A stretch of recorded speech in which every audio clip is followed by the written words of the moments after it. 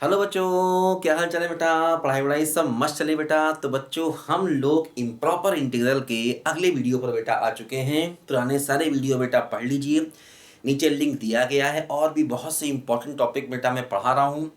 ठीक है, टॉपिक का नाम से भी सर्च कर सकते हैं और बहुत से लिंक मैंने नीचे दिए हुए, उनको जाके ही पढ़ सकते हैं। चैनल की प्लेलिस्ट में जाके भी बेटा आप लोग अलग अलग टॉपिक को पढ़ सकते हैं। तो बच्चों देखो ध्यान से, ये डिरिचलेट टेस्ट मैंने पिछले वीडियो में बताया था आपको, और मैंने कहा था ये फर्स्ट काइंड के जो इम्प्रॉपर इंटीग्रल हैं उनके लिए होता है ना। तो देखो जैसे अगर दो फंक्शन मल्टीप्लाई हो रहे हों तो उसमें ये लगाया जाता है।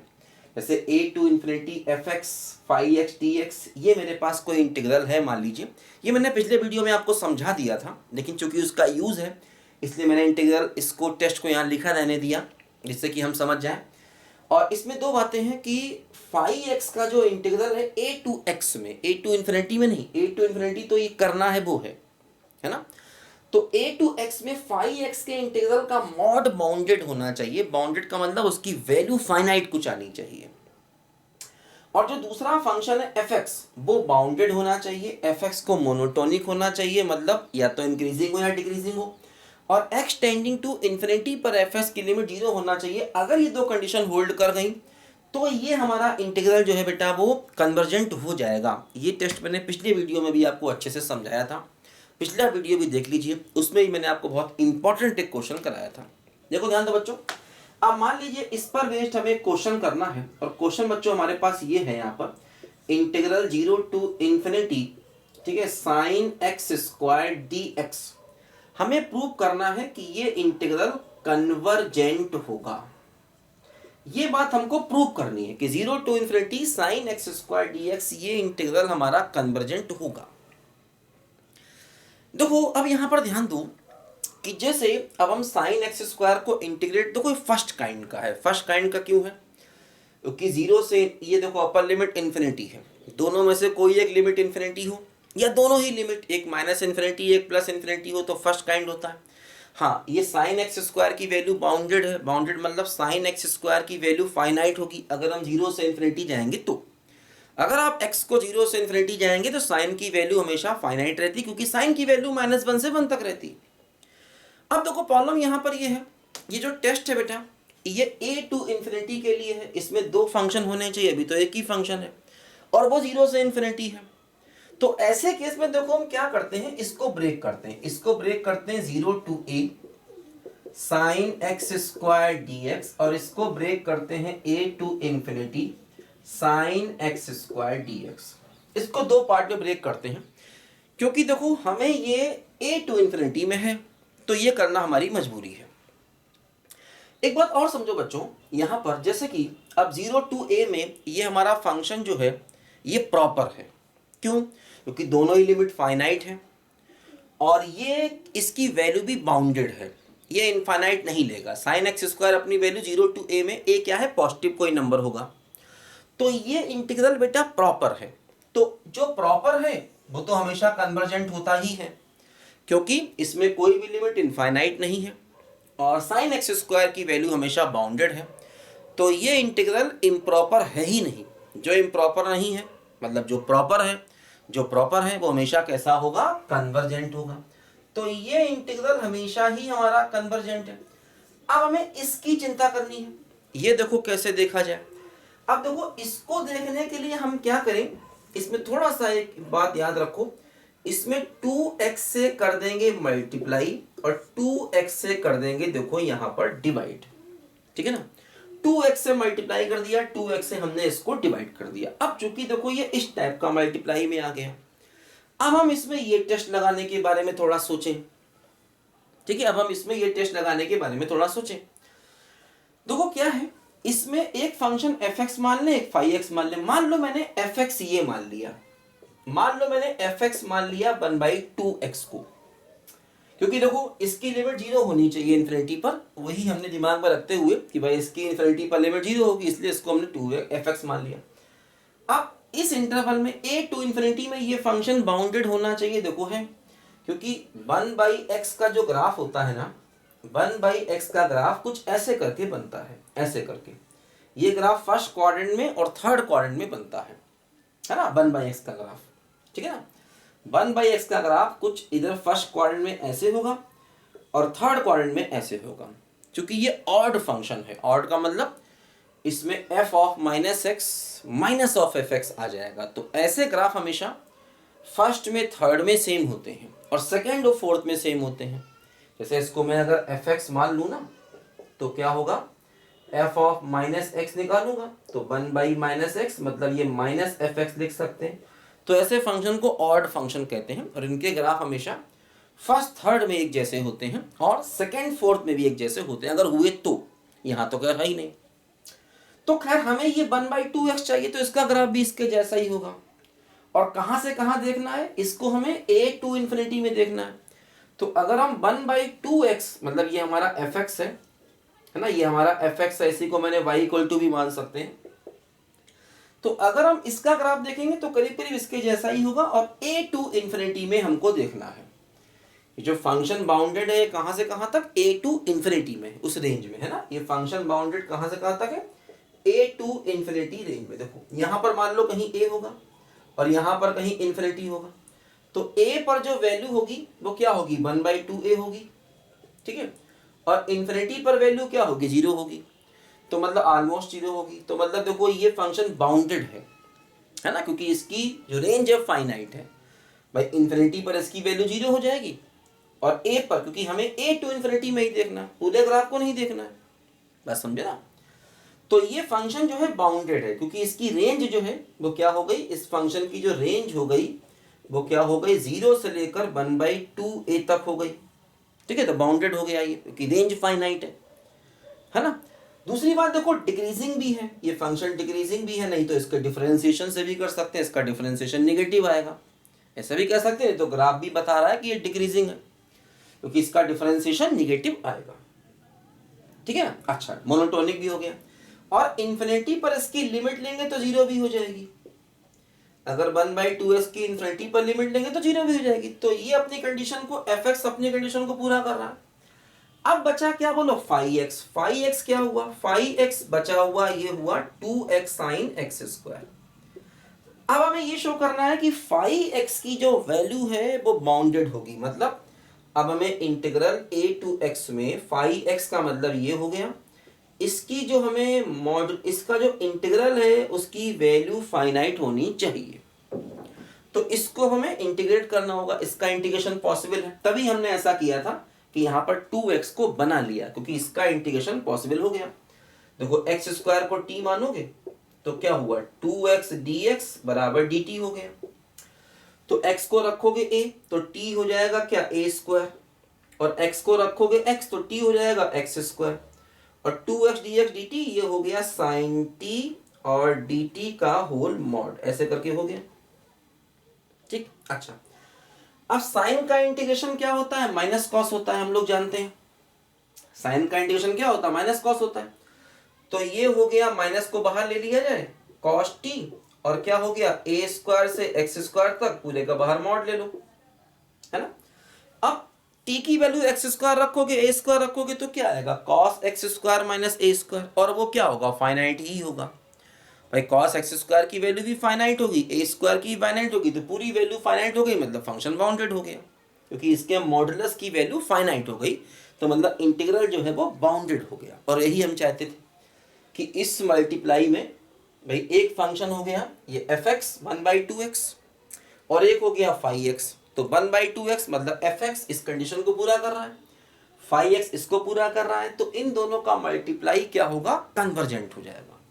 तो ये पूरा इंटीग्रल क्या हो जाएगा, कन्वर्जेंट हो जाएगा। और हाँ, ये तो कन्वर्जेंट था ही था, तो दो कन्वर्जेंट का सम करोगे तो आंसर भी हमेशा क्या होगा, कन्वर्जेंट होगा। इसलिए ये इंटीग्रल क्या हो गया, कन्वर्जेंट हो गया। ऐसा बातें लिख देंगे जो हमने समझी।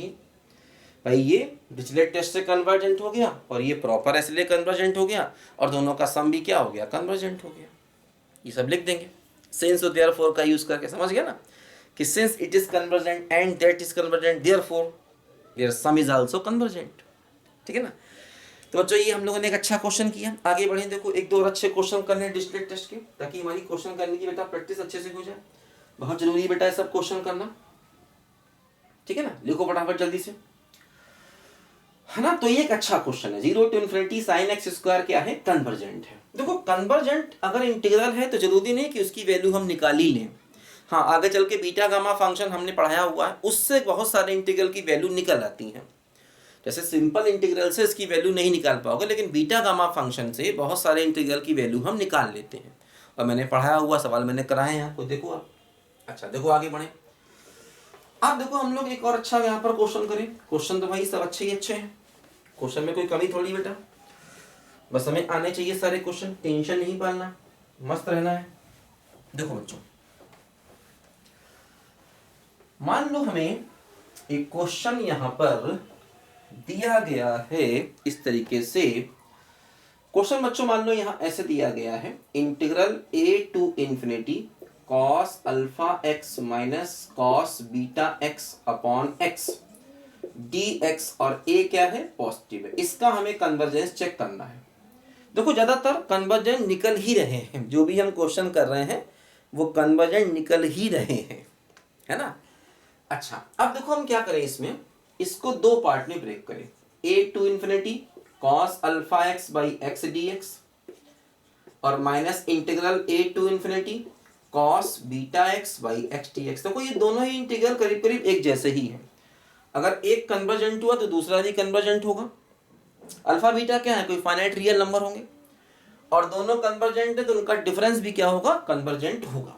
देखो हम क्या करेंगे यहाँ पर, फिर से वही देखो, जैसे इसको देखें तो इसको कैसे देखेंगे हम, ए क्या है, पॉजिटिव है और फर्स्ट काइंड है। फर्स्ट काइंड क्यों है, क्योंकि देखो अपर लिमिट इन्फिनिटी है और ये दोनों चीजें बाउंडेड है। 1/x की वैल्यू भी बाउंडेड होगी a टू इन्फिनिटी में, फाइनाइट वैल्यू लेगी, उसकी रेंज फाइनाइट होगी, है ना। देखो और कॉस तो आप जानते ही हैं -1 से 1 तक होता है, तो वो वैसे ही बाउंडेड है। तो फर्स्ट काइंड के ये इंटीग्रल है, ये बात हमेशा चेक कर लेना हर सवाल में कि फर्स्ट काइंड का है कि नहीं। देखो जैसे इसमें एक fx मान लें, fx किसको मान लें, 1/x को मान लें, ठीक। तो fx देखो 1/x का ग्राफ मैंने बताया था कुछ इस तरीके से होता है। a टू इन्फिनिटी में चाहिए, तो a टू इन्फिनिटी में 1/x कैसा है, देखो a का मतलब क्या वैल्यू हो गई, ये वैल्यू हो गई 1/a। तो a टू इन्फिनिटी में इस फंक्शन की जो रेंज हो गई 1/x की रेंज हो गई, वो क्या हो गई, 0 to 1/a हो गई। देखो फाइनाइट वैल्यू आ गई तो ये बाउंडेड हो गया, ठीक है। तो ये बाउंडेड हो गया, डिक्रीजिंग भी है, ग्राफ बता रहा है, अदरवाइज इसका डिफरेंशिएशन करोगे वो निगेटिव आएगा तो डिक्रीजिंग। तो ये बाउंडेड है ना, ये फंक्शन बाउंडेड है और डिक्रीजिंग है मतलब मोनोटोनिक है, और इन्फिनिटी पर इसकी लिमिट भी 0 हो जाएगी। बहुत क्लियर दिख रहा है, देखो इन्फिनिटी पर इसकी लिमिट क्या हो जाएगी, 0। तो मतलब ये जो फंक्शन हो गया आपका, ये fx अपनी कंडीशन को पूरा कर रहा है। दूसरा क्या बचा, phi-x, इसी में देखो phi-x क्या हो गया, phi-x हो गया हमारा cos ऑफ अल्फा एक्स। तो phi-x का मॉड का इंटीग्रेशन कर ले, इंटीग्रल a टू x है ना, a टू x में करना है, a टू इन्फिनिटी में नहीं, ध्यान रखना, a टू x में। तो क्या है, cos अल्फा एक्स dx है। तो cos अल्फा एक्स क्या हो गया, minus sine alpha x upon alpha, और a टू x पूरे का मॉड भी लेना है तो पूरे का मॉड ले लिया जाए। अब देखो यहाँ पर क्या हुआ, मॉड है तो चाहे तो मॉड माइनस है तो उसे प्लस भी कर सकते हैं भाई, मॉड के अंदर प्लस माइनस मैटर नहीं करता। मॉड ऑफ माइनस एक्स को मॉड ऑफ एक्स लिखा जा सकता है, mod of a minus b को mod of b minus a लिखा जा सकता है, कोई फर्क नहीं पड़ने वाला। तो मॉड हटा दिए, माइनस हटा दिए, मतलब तो क्या हो जाएगा, देखो x की जगह अल्फा रखेंगे तो sine alpha a upon, sorry x की जगह x रखेंगे तो sine alpha x upon alpha, और x की जगह a रखेंगे तो sine alpha a upon alpha, ठीक है ना। तो 1/अल्फा तो बाहर रहेगा, तो ये हो जाएगा sine alpha x minus sine alpha है, हाँ मॉडुलस रहेगा, ध्यान देना मॉडुलस रहेगा। तो क्या हुआ, देखो पूरे की वैल्यू फाइनाइट है, क्योंकि साइन की वैल्यू भी फाइनाइट, ये भी वैल्यू फाइनाइट, 1/अल्फा भी फाइनाइट, सब कुछ फाइनाइट है। तो इसके मॉडुलस की वैल्यू है फाइनाइट, इसका मतलब ये हुआ कि ये इसका इंटीग्रल बाउंडेड है। तो ये बाउंडेड है और ये fx है, ये phi-x है, और fx और phi-x का मल्टीप्लाई क्या होगा, कन्वर्जेंट हो जाएगा डिरिचलेट टेस्ट की हेल्प से। और ये कन्वर्जेंट है, सेम मेथड से ये भी कन्वर्जेंट हो जाएगा, क्योंकि दोनों सेम ही तो है भाई, अल्फा की जगह बीटा है, जो रूल इसके लिए लगा है वो इसके लिए भी लगा देंगे, तो ये भी कन्वर्जेंट हो जाएगा।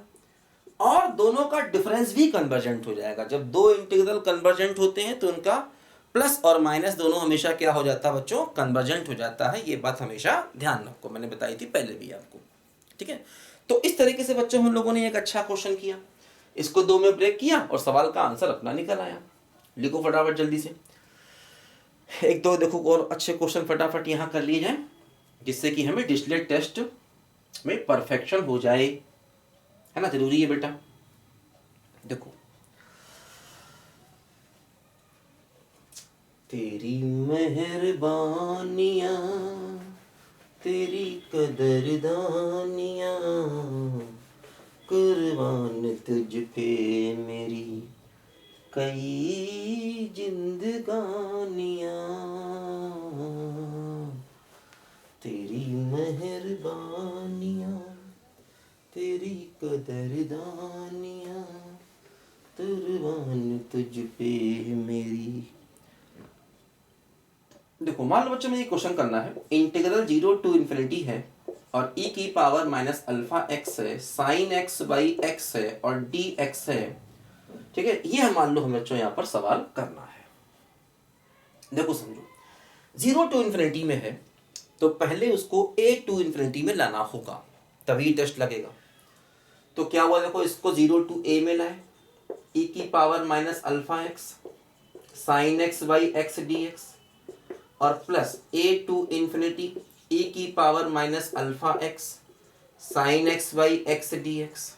समझे, देखो ये इंटीग्रल जैसे इसकी वैल्यू फाइनाइट होगी, 0 टू a में साइन भी फाइनाइट है, e की पावर x भी फाइनाइट है, क्योंकि e की पावर x इनफाइनाइट तब होता है जब x इनफाइनाइट हो, है ना। e की पावर x आप जानते हैं ना, ये ग्राफ इसका होता है। तो अगर आप x को 0 टू a ले जाओगे तो 0 टू a में इसकी वैल्यू फाइनाइट ही रहेगी हमेशा। अच्छा, x बराबर 0 पर ये 1/0 अनडिफाइंड होने का खतरा है, लेकिन देखो अगर हम इस फंक्शन की 0 पर लिमिट निकालें, अगर हम इस फंक्शन की 0 पर लिमिट निकालें इस फंक्शन की, तो क्या होगा, x टेंडिंग टू 0 पर sine x x upon x 1 होता है और e की पावर 0 भी क्या हो जाएगा 1 भाई x टेंडिंग टू 0 पर साइन एक्स अपॉन एक्स की लिमिट 1 होती है और x को रखोगे 0 तो e की पावर 0 भी 1 हो जाएगा। तो 1 इंटू 1 मतलब 1, मतलब ये वैल्यू फाइनाइट आ गई 0 पर लिमिट फाइनाइट आ गई, तो इसलिए ये इम्प्रॉपर नहीं हुआ। हाँ, 0 पर अगर लिमिट इनफाइनाइट आती तो ये इम्प्रॉपर होता। तो मतलब ये पूरा इंटीग्रल हमारा प्रॉपर है, क्योंकि देखो लिमिट भी फाइनाइट है और इस फंक्शन की वैल्यू भी बाउंडेड है, क्योंकि इस इंटरवल में किसी भी पॉइंट पर इस पूरे फंक्शन की वैल्यू, किसी की भी वैल्यू इनफाइनाइट नहीं जाएगी। 0 पर हमें शक था, लोअर लिमिट पर शक था, तो वहां पर लिमिट निकाला, वो फाइनाइट आ गया, तो मतलब ये इंटीग्रल प्रॉपर है। तो जब प्रॉपर है तो ये कैसा है, कन्वर्जेंट है, इसकी हमें कोई प्रॉब्लम नहीं है। इसमें दिक्कत होगी तो इसमें हम इस टेस्ट के बारे में थोड़ा सा सोचे बच्चों कि भाई इस टेस्ट को इसमें कैसे लगाया जाए। देखो एक काम किया जाए, fx मान लिया जाए इसको e की power minus alpha x upon x को, ठीक है ना। तो ये प्रॉपर है, इसीलिए कन्वर्जेंट है। प्रॉपर क्यों है, क्योंकि किसी भी पॉइंट पर वैल्यू इनफाइनाइट नहीं है और ये दोनों ही लिमिट भी फाइनाइट है।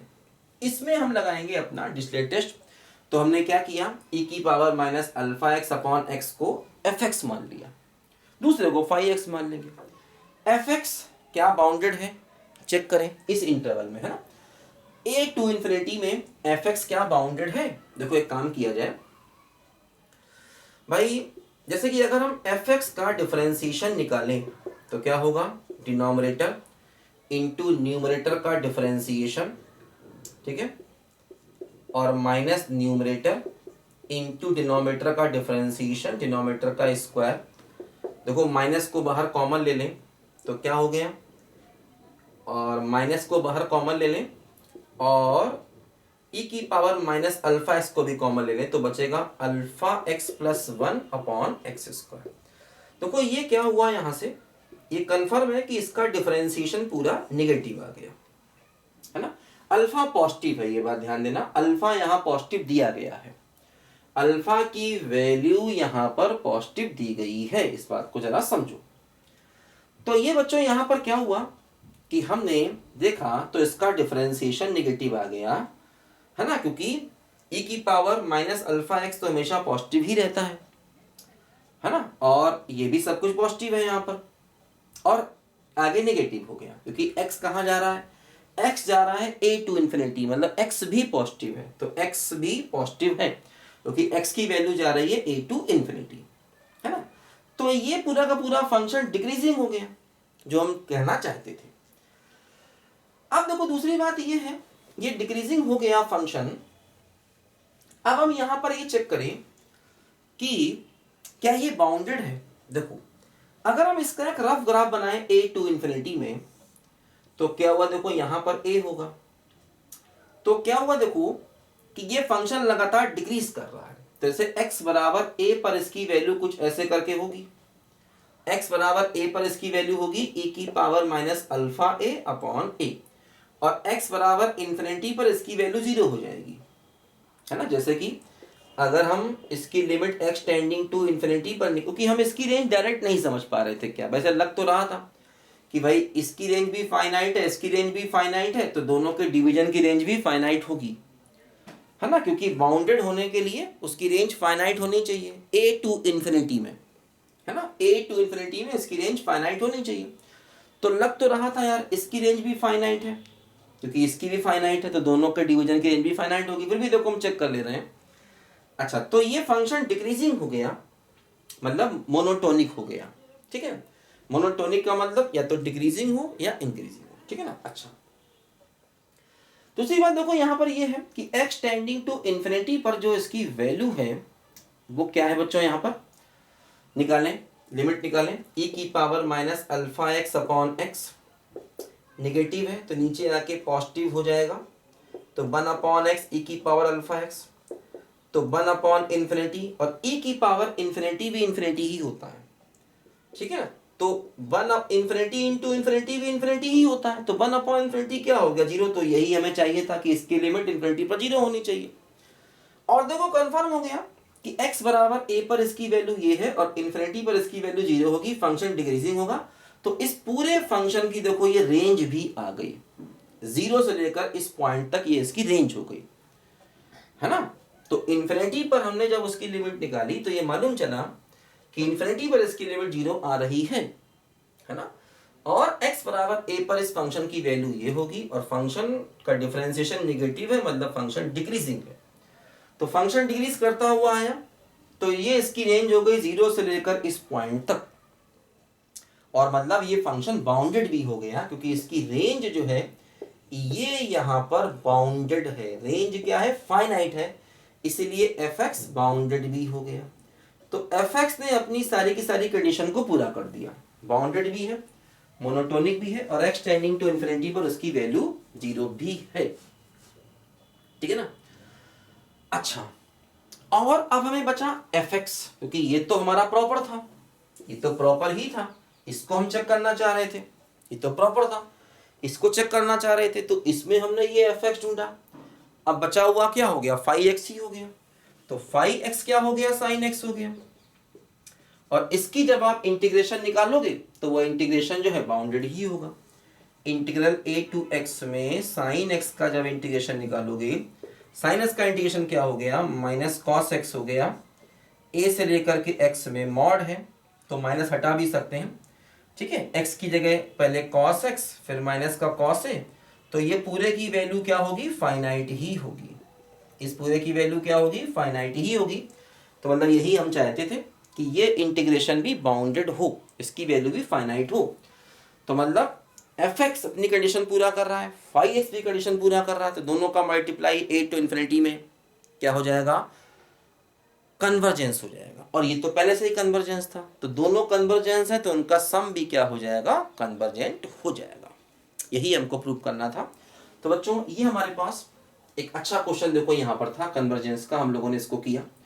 तो ये सब क्वेश्चन करने के बाद अब आपकी प्रैक्टिस काफ़ी हो गई, इस टाइप के बहुत से क्वेश्चन कर सकते हो। अभी और भी टेस्ट हैं, हम लोग पढ़ते रहेंगे टेस्ट बेटा, टेस्ट मैच तो चलते रहते हैं, ठीक है बच्चों। चलिए बच्चों मिलते हैं अगले ब्रेक में, तब तक अगले वीडियो में, तब तक के लिए बाय बाय।